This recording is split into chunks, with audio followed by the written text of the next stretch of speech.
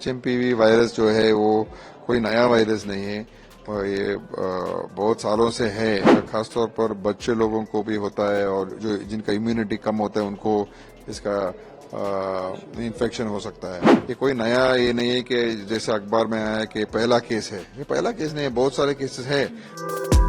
चीन में त्राही त्राही मचाने वाले एचएमपी वायरस ने अब भारत में भी अपने पैर पसारने शुरू कर दिए हैं।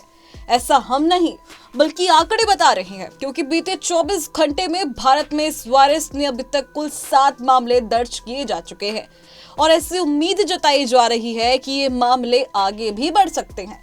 बता दें, देश में एचएमपी वायरस यानी ह्यूमन मेटान्यूमो वायरस के मामले लगातार बढ़ रहे हैं। नागपुर में भी इस वायरस के संक्रमण के 2 नए मामले सामने आए हैं। बता दें, देश में अब तक इस वायरस का शिकार 7 लोग हो चुके हैं, जिसमें फिलहाल केंद्र सरकार का कहना है कि अगर ये मामले बढ़ते भी हैं तो कोविड-19 जैसी स्थिति नहीं बनेगी। यहाँ आपको बता दें कि बेंगलुरु, नागपुर और तमिलनाडु में 2-2 और अहमदाबाद में 1 मामला दर्ज किया गया है, जिस पर केंद्रीय स्वास्थ्य मंत्री जेपी नड्डा ने बयान जारी किया है। बता दें, केंद्रीय स्वास्थ्य मंत्री जेपी नड्डा ने सोमवार को एक वीडियो बयान जारी करते हुए कहा था, एचएमपी वायरस नया नहीं है और इसके बारे में कई स्वास्थ्य विशेषज्ञों ने स्पष्ट किया है कि ये वायरस 2001 में पहली बार पहचाना गया था और तब से ये पूरी दुनिया में फैल रहा है। उन्होंने बताया कि एचएमपी वायरस श्वसन के माध्यम से हवा के द्वारा फैलता है और ये सभी आयु समूह के लोगों को प्रभावित कर सकता है। विशेष रूप से सर्दी और बसंत ऋतु में इसका प्रसार ज्यादा देखा जाता है। बता दें, केंद्रीय मंत्री ने ये भी कहा कि हाल के दिनों में चीन में एचएमपी वायरस के मामलों में वृद्धि की खबरें आई हैं। इसीलिए इस पर केंद्रीय स्वास्थ्य मंत्री, भारतीय चिकित्सा अनुसंधान परिषद यानी ICMR और राष्ट्रीय रोग नियंत्रण यानी NCDC स्थिति इस पर कड़ी नजर बनाए हुए है। विश्व स्वास्थ्य संगठन यानी WHO भी इस पर ध्यान दे रहा है और जल्द ही अपनी रिपोर्ट भी वो साझा करने वाला है। उन्होंने ये भी स्पष्ट किया कि भारतीय चिकित्सा अनुसंधान परिषद और इंटीग्रेटेड डिजीज सर्विलांस प्रोग्राम द्वारा जारी आंकड़ों के अनुसार भारत में किसी सामान्य श्वसन वायरल संक्रमणों में कोई विशेष वृद्धि नहीं देखी गई है। इसके अलावा कर्नाटक के स्वास्थ्य मंत्री दिनेश गुंडूराव ने भी एचएमपी वायरस पर कुछ ऐसा ही बयान देते हुए कहा था कि ये कोई वायरस नया नहीं है, ये कई सालों से है।